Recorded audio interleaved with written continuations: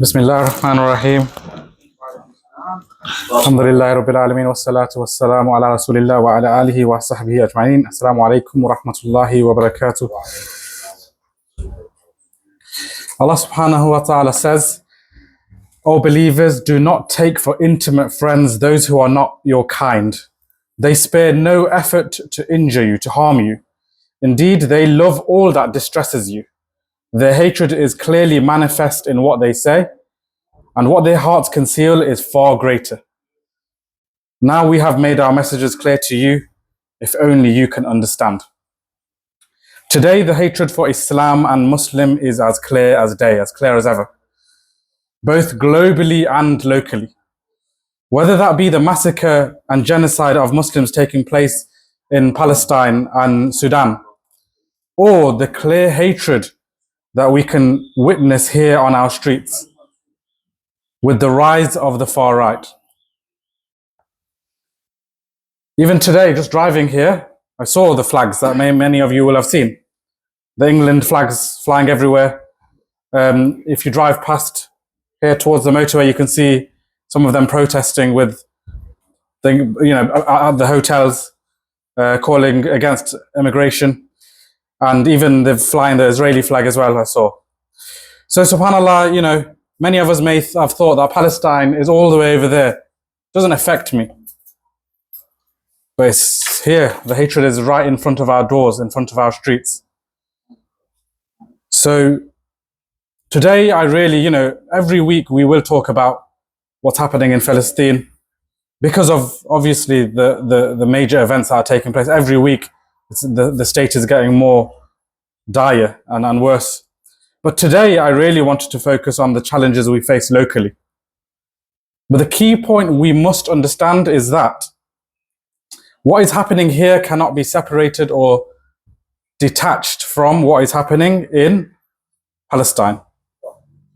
The rise of the far right and the populist movement here is linked to the genocide that is happening in Gaza.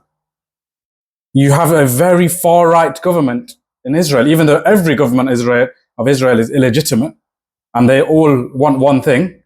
But the government now, the Netanyahu government, the Ben Gvir government, Smotrich government, they're very far right. Their policies are very extreme. And that's why they are committing this genocide unabated for almost 2 years now. You also have the far right parties in power in the Western lands, in the European lands, who are not only, causing hatred towards Muslims here, but they are also supporting and aiding Israel or the Zionist entity in their genocide, both financially and militarily. This rise of the far right movement and the far right nationalism and racism and the hatred for Islam and Muslims is a global phenomenon which cannot be separated or detached. So in order to understand what is happening, we need to really go back to the roots. What has caused the rise of the far right in recent years? There are many reasons, many factors, and obviously today I can't go through all of them, but there are a few things that we must recognize and understand. If we are to combat it, if we are going to take a stand against it, we need to understand it. The first thing is that this far right movement is not a natural kind of a phenomenon. It hasn't just occurred. It's occurred due to international influence and government policies and language. This is a global, institutional rise of the far right, and they've been emboldened by structures here, governments here. The rise of far right populism has happened as a result of the divisive environment that they've created here. Especially the US government. We obviously have Donald Trump in power, who is a far right. And obviously the US has influence and others follow the US because they have the power, they're the superpower. And then you have European governments who are going back to their roots of, places like Hungary, where they are going back to their roots of hatred for Islam and Muslims. So, you have other governments, more probably weaker governments than the US, that are supporting this movement, and even the UK. And you might think, oh, the Labour government is in power. They're not right wing. But they have also moved to the right. So they have hatred for Islam and Muslims and immigration and migrants and all of this rhetoric and language that you see from them. And we also know that the US parties, or the US far-right parties, have actually funded the likes of Nigel Farage of the Reform UK, and the Zionist lobby have funded Tommy Robinson, who are the main voices of the far right in the UK here. So what I'm trying to say here is that it's not a natural occurrence. This hasn't just happened because this is an idea that people move towards. It's actually happened because it's been emboldened. Their voices have been amplified. So this rhetoric, even from the government itself, who is talking about, stop the boats, keep them out, this kind of language, Rwanda policy and all of this.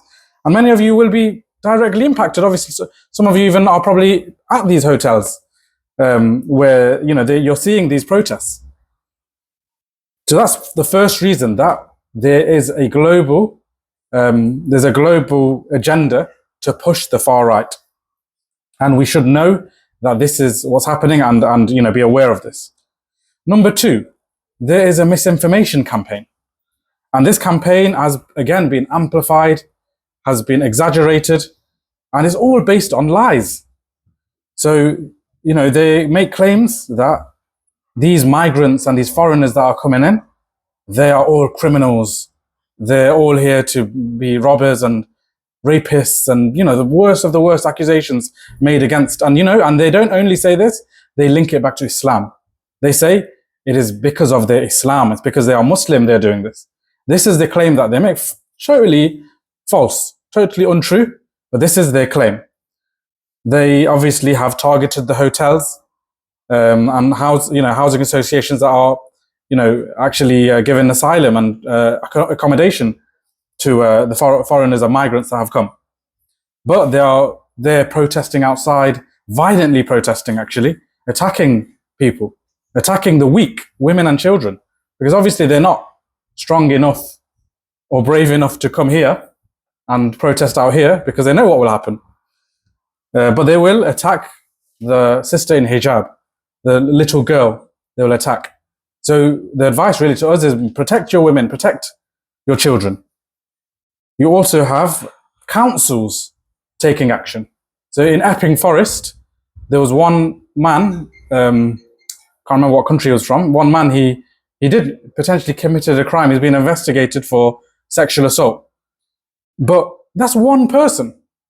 And because of that one person, they protested, and the council basically got a court injunction to stop this hotel from housing migrants. And that's what has led to a lot of the things you're seeing in the streets today, with the flags, with the marches and the protests. So again, what does that say? That government and local authorities are also part of this agenda to support the far right and their policies. And then you also have social media platforms, especially X, formerly Twitter, that has become a breeding ground for this false misinformation and far right ideologies. And even the main man himself, Elon Musk, is promoting this agenda and this rhetoric against Muslims, against migrants, all these lies. So obviously you're going to see that they are being emboldened because they're being supported by governments, they're being supported by influential people, the most powerful people in the world, like Trump and Elon Musk and Andrew Tate. These people are supporting the far right. And thirdly, and this is something that we should also really do some research in and get our facts, because one of the main reasons you see this type of thing happening now is because of the economic uncertainty, because of the economic climate, where there's obviously hardship people are going through, housing shortages, public services are being strained, places like the NHS are being strained, where people can't get even basic services. And the far right, what they do, they exploit it. They say the reason these services are being reduced and strained is because of migrants, because of foreigners. So they exploit these grievances. But rather than pointing at the people who are responsible, the governments who are responsible, they point the fingers at us, me and you, because of our skin color, because we are foreign. And the capitalist system, and the brother last week mentioned the difference between the system and the capitalist system, which is very much about the rich getting richer and the poor getting poorer, actually, the middle class getting poorer. They're happy if the people's anger is towards minority and people like us, because then the anger isn't towards them. So they're happy that all this anger that the population are facing comes towards the migrants and the immigrants, but they don't want it to be faced towards them, because obviously they get off the hook. And the irony is really that without migration, without immigration, all these public services that we have today in the UK would totally collapse. If you took out all the migrants and immigrants from this country, do you think the NHS would stand? And there would be no NHS. There would be no public services, because the main benefactors, or the main people who are benefiting the NHS and supporting the NHS are who? Migrants.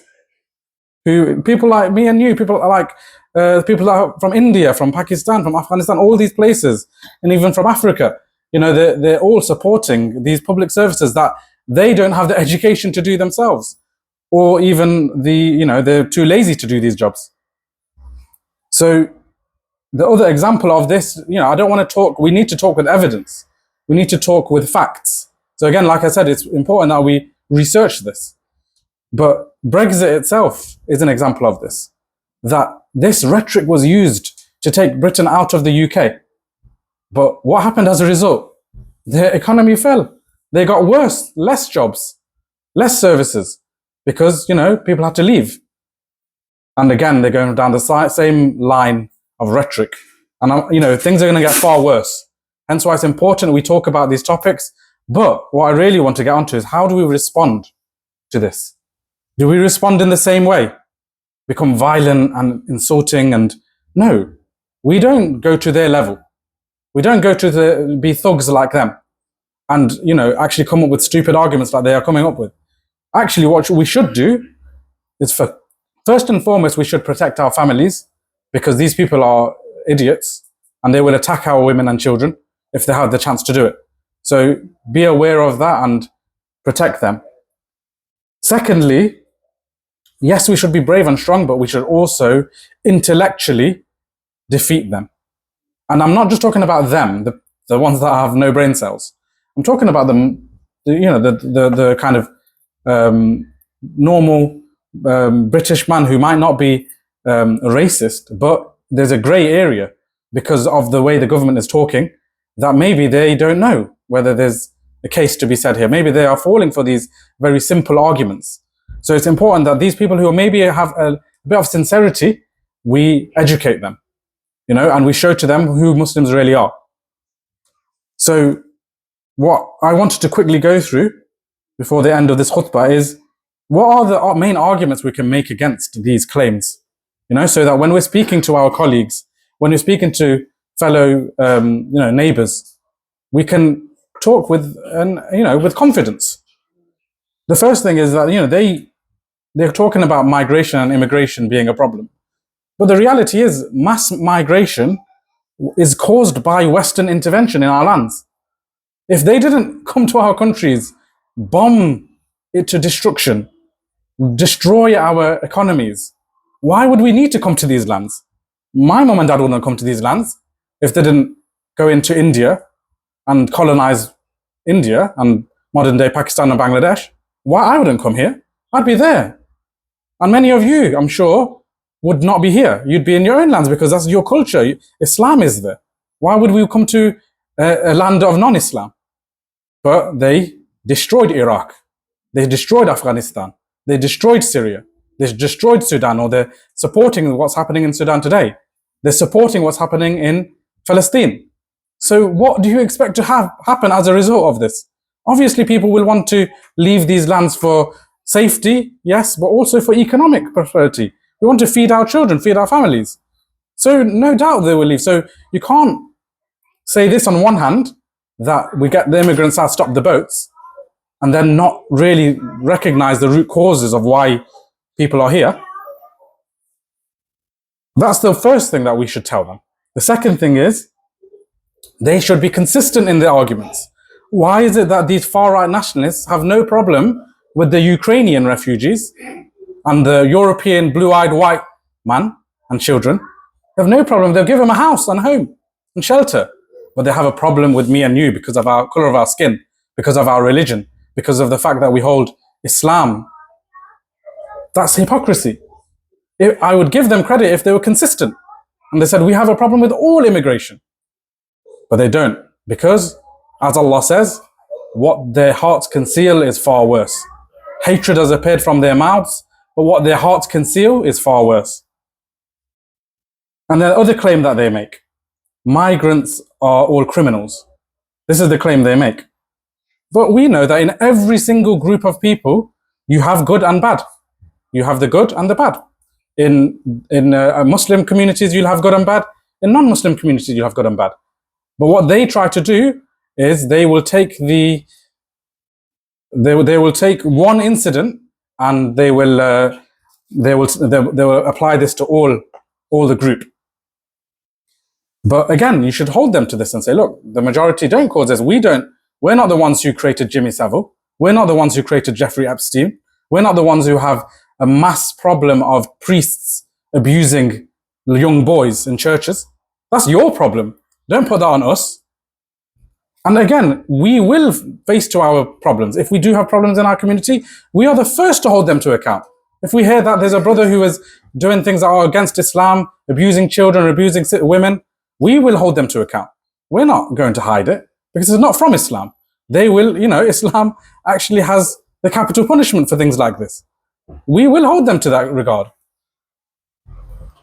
And then the other thing that you see is that another hypocrisy is that when foreigners come to this land, what do we call them? Migrants, immigrants, illegal immigrants, asylum seekers. But what do we call Britons who go to Spain and Dubai and Turkey? Expats. And the same language isn't used, the same thing. They're just going to those lands, living in those lands, houses in those lands. They don't integrate. They don't speak English. They don't speak Spanish. They're speaking English in these places. But why is there hypocrisy? If you are a genuine patriot, why are you eating curries and kebabs? Why are you going to Turkey and Spain and Dubai and these places? Stay in England if you're a true patriot. The point is, be consistent. And we can highlight this hypocrisy to them and educate them. And like I said, the target isn't the idiot far right guy who's got no brain cells. The target is the general Briton, a British national that is living who probably doesn't know what to think and is seeing all these flags, seeing all this environment, and they're probably asking questions. We as Muslims should stand up, talk about the reality of Islam. And just the final thing really to mention before I end is that these events should really teach us that they will never accept us. Allah subhanahu wa ta'ala says, وَلَن تَرْضَ عَنْكَ الْيَهُودَ وَالنَّصَارَى حَتَّى تَتَّبِعَ مِلَّتَهُم. Never will the Jews be pleased with you, O Prophet, nor the Christians until you follow their way. They told us the problem with us is that we don't assimilate, we don't integrate. But when we did integrate and assimilate, they still didn't accept us. This is what Allah told us. They will never accept you until you follow their way, until you abandon Islam, until you become one of them. And even then, maybe they will still hold it against you that once you were a Muslim. So this is a fallacy, and we should stick to the truth. We should stick to Islam, and we should show them that our values are higher than your values. We have values of respect and dignity, and we will show you these values if you allow us to. Don't believe their lies. Don't believe the lies that they told us. They told us that we were the terrorists. We were the extremists. But now what has come to light is that they are the terrorists. They are being extreme. They are the ones that are committing genocide. So we should recognize this plane of the battle. That, as I said, hatred has appeared from their mouths, but what their hearts conceal is far worse.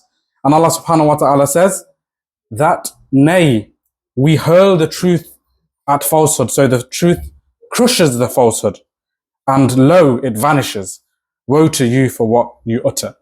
Meaning that we should recognize that the battle is between truth and falsehood. But the question is, which side do we stand on? We should obviously seek to stand on the side of truth. But there's no grey area. We can't be on one side and the other. We should commit to standing on the truth. And to be on the truth, we need to know the truth. We need to gain that knowledge. And we need to implement that truth.